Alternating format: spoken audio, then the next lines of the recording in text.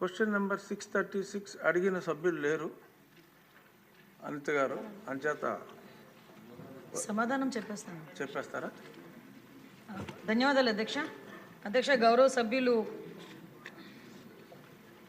రాష్ట్రంలో బాలులు మరియు మహిళలపై దాడులు మరియు అత్యాచారాలు పెరుగుతున్నాయన్న విషయం వాస్తవమని అడిగారు అధ్యక్ష. కాదు అధ్యక్ష, అది తప్పు అధ్యక్ష. ముఖ్యంగా వాళ్ళకి సంబంధించిన రెండో ప్రశ్న ఉత్పన్నం కాదు అధ్యక్ష. మూడో ప్రశ్నకి సమాధానం ఇప్పుడు 2023 జూన్ నుంచి 2024 జనవరి వరకు 18,114 కేసులు నమోదైతే 2024 జూన్ నుండి 2025 జనవరి వరకు 16,809 కేసులు నమోదైనాయి అధ్యక్ష. ఓవరాల్గా చూసుకుంటే లాస్ట్ కంపారిజన్ చూసుకుంటే అధ్యక్ష సుమారుగా 7.2% క్రైమ్ రేటు తగ్గింది అధ్యక్ష. క్వశ్చన్ నెంబర్ 730 వంగలపూడి అనిత గారు. ధన్యవాదాలు అధ్యక్ష. సభ్యులు అడిగిన క్వశ్చన్ ప్రకారం అధ్యక్ష, గంజాయి సాగు గత సంవత్సరాల్లో సుమారుగా 11,000 ఎకరాల నుంచి ప్రస్తుతం సాగు దగ్గర మనం చూసుకుంటే 100 ఎకరాల కన్నా తక్కువగా ఈరోజు గంజాయి సాగు ఉండడం చెప్పడం అనేది నిజంగా మనం గర్వపడే విషయం అధ్యక్ష.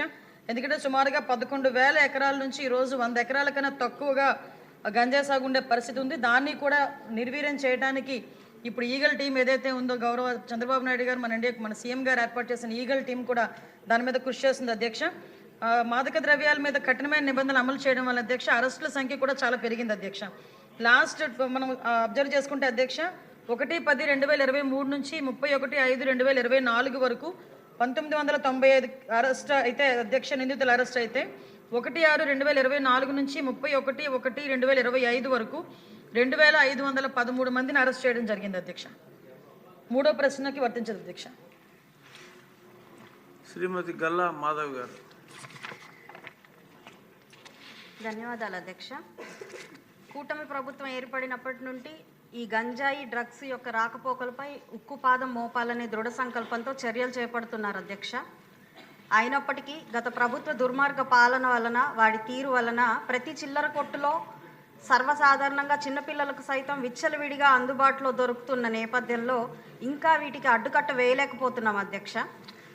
రాష్ట్రంలో ఉద్యోగ కల్పన, ఉపాధి కల్పన యువతకు ఎలా ఇవ్వాలి అని తపన పడుతున్న కూటమి ప్రభుత్వం ఉన్నప్పుడు కానీ ప్రశ్నించే గొంతుగా దేశ శక్తిగా ఉండాల్సిన యువతని అన్ని విధాలా నిర్వీర్యం చేసి ఈరోజు ప్రతి నియోజకవర్గానికి ఒక rehabilitation centre, de addiction centres అత్యవసరంగా ఏర్పాటు చేసుకోవాల్సిన దుస్థితిని ఈ రాష్ట్రానికి తీసుకొచ్చారు అధ్యక్ష గత పాలకులు. అధ్యక్ష, టీడీపీ హయాంలో శివారు ప్రాంతాల్లో చెక్ పోస్టులు, పాట్రోలింగ్ ప్రహార చాలా సమర్థవంతంగా కొనసాగేవి అధ్యక్ష. గడిచిన 5 ఏళ్లలో ఈ తరహా నిఘాని పూర్తిగా తీసేయడం జరిగింది అధ్యక్ష. పట్టపగలే జనావాసాల మధ్య ఈ గంజాయి డ్రగ్స్ సేకరణ విపరీతంగా జరుగుతున్నది అధ్యక్ష. మీ ద్వారా మంత్రివర్యుల్ని కోరుతున్నాను అధ్యక్ష, పూర్తిగా అర్బన్ ప్రాంతం అవడం వల్ల మా ఈ ప్రాంతంలో స్టూడెంట్స్ అదేవిధంగా బయట ప్రాంతాల నుంచి వచ్చే వాసులు చాలామంది ఉండడం వలన వీటి పట్ల ఈ వినియోగం పట్ల అవగాహన ఏర్పాటు చేయాలి అధ్యక్ష. అదేవిధంగా విపరీతమైన డ్రగ్స్ ఈరోజు వాడుతున్న నేపథ్యంలో బోల్డెన్ అరెస్టులు కూడా జరుగుతున్నాయి అధ్యక్ష. ఎన్నో రకాలుగా పేపర్లో చూస్తున్నాం అధ్యక్ష మా నియోజకవర్గం నుంచి.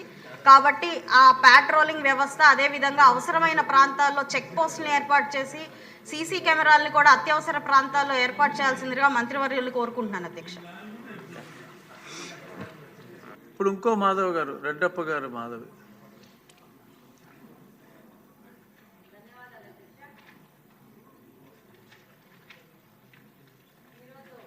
రాష్ట్రంలో ఈ మాదక ద్రవ్యాల విషయం వస్తే ఈ స్కూల్స్ దగ్గర సరౌండింగ్లో ఉన్న కూల్ డ్రింక్ షాప్లో కానీ దాంట్లో కానీ మరి ఏ మత్తు పదార్థం కలుపుతున్నారో తెలియదు కానీ ఆ మత్తు పదార్థం ఇచ్చి ఆడపిల్లలకి ముఖ్యంగా వాళ్ళకి షాప్కి వెళ్ళి కూల్ డ్రింక్ తాగితే దాంట్లో ఏదో కలిపి వాళ్ళని అలవాటు చేసి వాళ్ళ ద్వారా మిగతా ఆడపిల్లలను కూడా అట్రాక్ట్ చేసి దాని ద్వారా వాళ్ళని ఎక్స్‌ప్లాయిట్ చేసే పరిస్థితి ఉంది అధ్యక్ష. దీని మీద మంత్రి గారికి ఆ చుట్టుపక్కల ఉన్న పోలీస్ స్టేషన్లో వాళ్ళకి కౌన్సిలింగ్ ఇచ్చి ఆ యొక్క స్కూల్స్ మీద ఒక నిఘా వేయాల్సిన అవసరం ఉంది అధ్యక్ష.